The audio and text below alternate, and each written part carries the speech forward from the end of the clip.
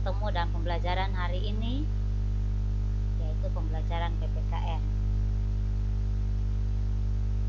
Kita masih membahas di bab 3 mengenai kedaulatan negara kesatuan Republik Indonesia. Tapi sebelum kita mulai, seperti biasa kita harus berdoa dulu ya, minta Tuhan pimpin. Anak-anak berdoa menurut agama masing-masing. Ibu akan pimpin menurut ajaran Kristen Protestan. Berdoa mulai. Terima kasih banyak Bapak. Hari ini kami masih diberi kesempatan untuk belajar bersama. Karena itu kami minta Tuhan tetap pimpin kami dari awal hingga pada akhirnya, biar semua boleh jadi menurut kehendak dan rencana. Terima kasih Tuhan, pimpin kami sekalian, berkati anak-anak kami dalam pembelajaran hari ini, beri hikmat akal budi pada kami semua. Terima kasih banyak untuk segala sesuatunya. Ampuni salah dan dosa kami Bapa. Dalam nama Tuhan kami Yesus Kristus kami berdoa. Haleluya. Amin. Anak-anak, kompetensi dasar yang akan kita pelajari yaitu memahami ketentuan tentang bentuk dan kedaulatan negara sesuai Undang-Undang Dasar Negara Republik Indonesia tahun 1945. Berikutnya, menerapkan tentang bentuk dan kedaulatan negara sesuai Undang-Undang Dasar Negara Republik Indonesia tahun 1945. Sedangkan tujuan pembelajarannya diharapkan setelah pembelajaran selesai, peserta didik mampu: 1. Mendeskripsikan lembaga-lembaga negara. Yang kedua, mendeskripsikan hubungan antar lembaga negara tersebut. Ini bagan lembaga-lembaga negara berdasarkan atau sesuai Undang-Undang Dasar 1945 yang berlaku saat ini. Ada BPK, Presiden, DPR, MPR, DPD, MA, ada MK dan KY. Kalian bisa lihat semua. Kita akan membahasnya satu persatu. Kita mulai dengan lembaga yang pertama, yaitu MPR atau Majelis Permusyawaratan Rakyat. Ini diatur dalam Undang-Undang Dasar Negara RI tahun 1945 pada pasal 2 dan 3. Keanggotaannya adalah seluruh anggota DPR ditambah dengan seluruh anggota DPD. Tugas dan wewenang MPR yaitu mengubah dan menetapkan undang-undang dasar. Berikutnya, melantik presiden dan garis miring atau wakil presiden. Berikutnya, memberhentikan presiden dan garis miring atau wakil presiden dalam masa jabatannya menurut undang-undang dasar. Lembaga yang kedua yaitu presiden, diatur dalam Undang-Undang Dasar Negara RI tahun 1945 dari pasal 4 sampai pasal 17. Presiden memegang kekuasaan pemerintah dengan masa jabatan selama 5 tahun. Setelah itu dapat dipilih kembali untuk 1 kali masa jabatan. Presiden menetapkan peraturan pemerintah untuk menjalankan undang-undang dalam bidang eksekutif. Dalam bidang legislatif, Presiden merupakan mitra DPR untuk membuat undang-undang dan APBN. Nah, tugas dan wewenang Presiden ada sebagai kepala negara dan sebagai kepala pemerintahan. Sekarang kita lihat ini tugas dan wewenang Presiden sebagai kepala negara, yaitu memegang kekuasaan tertinggi atas angkatan darat, laut, dan udara. Berikutnya, menyatakan perang, membuat perdamaian dan perjanjian dengan negara lain dengan persetujuan DPR. Presiden juga bisa menyatakan negara dalam keadaan bahaya, mengangkat serta menerima duta dan konsul, memberi grasi dan rehabilitasi dengan memperhatikan pertimbangan MA, memberi amnesti dan abolisi dengan memperhatikan pertimbangan DPR, memberi gelar, tanda jasa, dan tanda kehormatan lainnya. Contohnya Satya Lencana Karya Setia itu juga dari Presiden. Lembaga negara yang berikutnya yaitu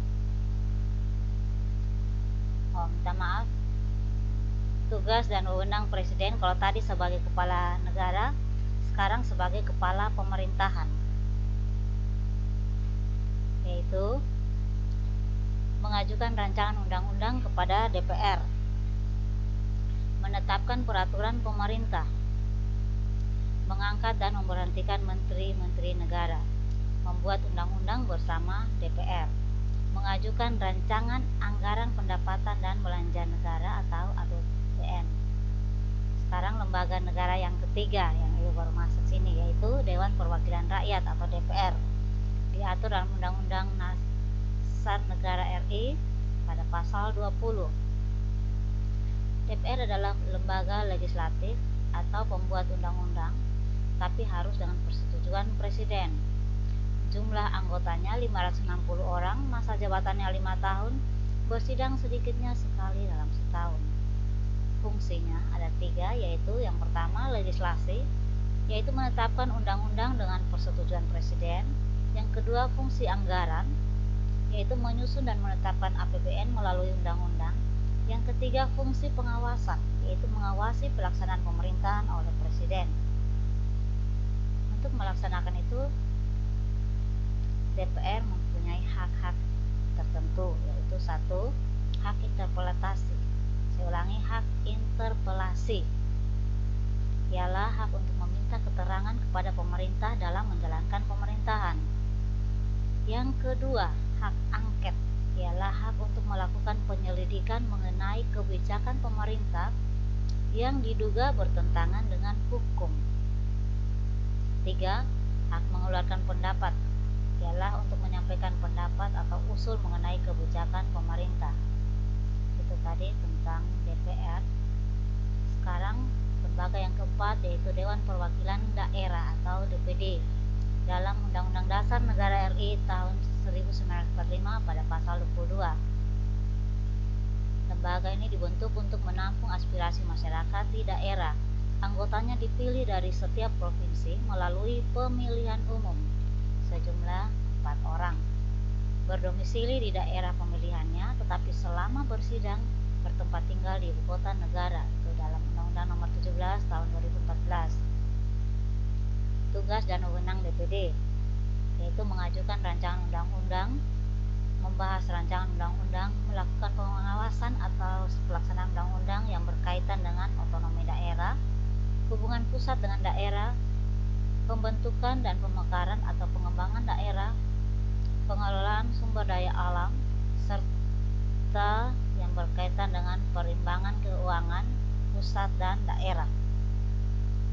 Berikutnya, mengajukan rancangan undang-undang yang berkaitan dengan otonomi daerah dan membahas rancangan undang-undang yang berkaitan dengan daerah, jadi dengan otonomi daerah dan daerah. Lembaga kelima yaitu Badan Pemeriksa Keuangan atau BPK, diatur dalam Undang-Undang Dasar Negara Republik Indonesia tahun 1945 pasal 23E. Bertugas memeriksa pengelolaan dan tanggung jawab keuangan negara.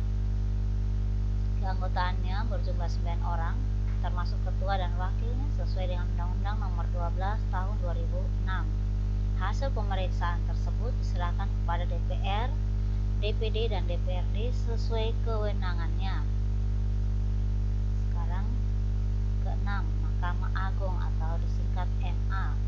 Itu ada dalam Undang-Undang Dasar Negara RI tahun 1945 pasal 4 ayat 1, yang merupakan lembaga peradilan negara yang tertinggi. Kekuasaan MA terlepas dari pengaruh pemerintah atau pihak lain demi tegaknya hukum dan keadilan. Wewenang MA.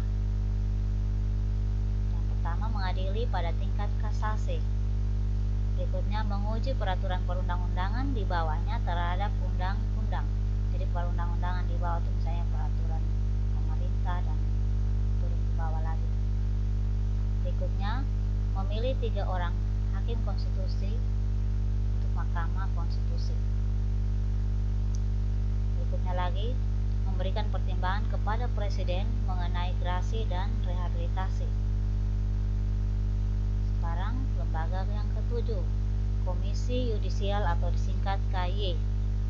Ada dalam Undang-Undang Dasar Negara Republik Indonesia tahun 1945 pada pasal 24B. Keanggotaannya berjumlah 7 orang, diangkat dan diberhentikan oleh Presiden dengan persetujuan DPR. Wewenang Komisi Yudisial mengusulkan pengangkatan Hakim Agung, menjaga dan menegakkan kehormatan, keluhuran martabat serta perilaku hakim.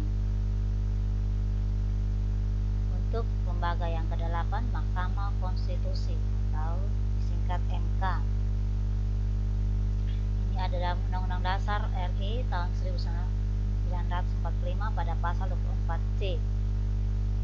Ada juga dalam Undang-Undang Nomor 24 tahun 2003 yang kemudian diganti dengan Undang-Undang Nomor 8 tahun 2011.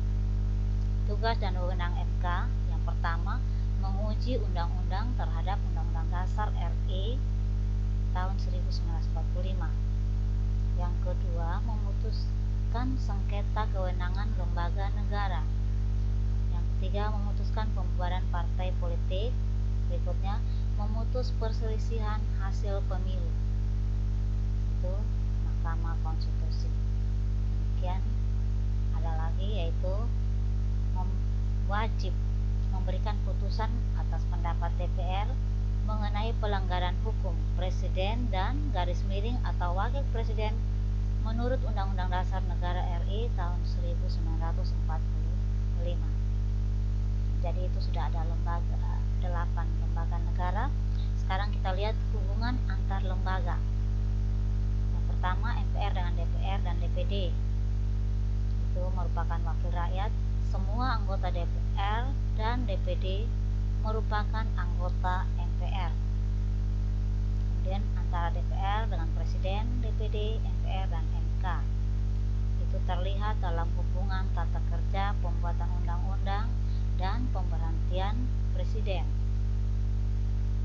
Yang ketiga, antara DPD dengan BPK, yaitu DPD ini menerima hasil BPK untuk menjadi bahan pertimbangan usul rancangan undang-undang APBN dan memberikan pertimbangan untuk pemilihan anggota BPK. Yang berikutnya, Mahkamah Agung dengan lembaga negara lainnya, yaitu MA ini mengajukan 3 hakim untuk Mahkamah Konstitusi memberikan pertimbangan kepada Presiden mengenai gerasi dan rehabilitasi. Yang berikutnya, Mahkamah Konstitusi dengan Presiden, DPR, BPK, DPD, MA, dan KY. MK memutus sengketa kewenangan lembaga negara yang kewenangan diberikan oleh Undang-Undang Dasar dan hak uji material yang diajukan oleh lembaga negara. Nah, itu tadi hubungan antar lembaga negara. Jadi sekarang kita lihat kesimpulan materi kita atau pembelajaran kita hari ini. Yang pertama, lembaga-lembaga negara berdasarkan Undang-Undang Dasar Negara RI tahun 1945 itu mempunyai tugas dan wewenang masing-masing. Ada 8 lembaga negara ya yang disebutkan dipelajari tadi, anak-anak ingat ya. Ya, lembaga-lembaga negara Indonesia tadi adalah MPR, Presiden, DPR, DPD, BPK, MA, KY, dan MK. Hubungan antar lembaga negara diatur dengan Undang-Undang Dasar, sedangkan bila ada sengketa diputus oleh Mahkamah Konstitusi atau MK. Itu tadi kalian sudah belajar. Ibu harap setelah pembelajaran ini kamu juga bisa tahu, oh ternyata lembaga-lembaga negara inilah yang bekerja demi tegaknya negara kita. Untuk tugas dan latihan, tidak ada tugas khusus, tapi kalian harus mempelajari materi pembelajaran pada buku paket PPKN kelas 9. Ini ada di halaman 77 sampai dengan 89. Jadi selain video pembelajaran ini, kalian juga bisa mempelajarinya dari buku paket yang sudah dibagikan kepada kalian. Sebelum kita berpisah, mari kita berdoa bersama-sama. Ibu akan pimpin menurut ajaran Kristen Protestan. Berdoa, mulai. Kembali kami datang bersyukur kepadamu Bapa. Kau sudah pimpin dari awal pertengahan hingga pada akhir pembelajaran ini. Tuhan, beri kami hikmat, beri kemampuan untuk dapat menjaga, mempertahankan dibuat oleh pemerintah dapat kami laksanakan, kami menjadi warga negara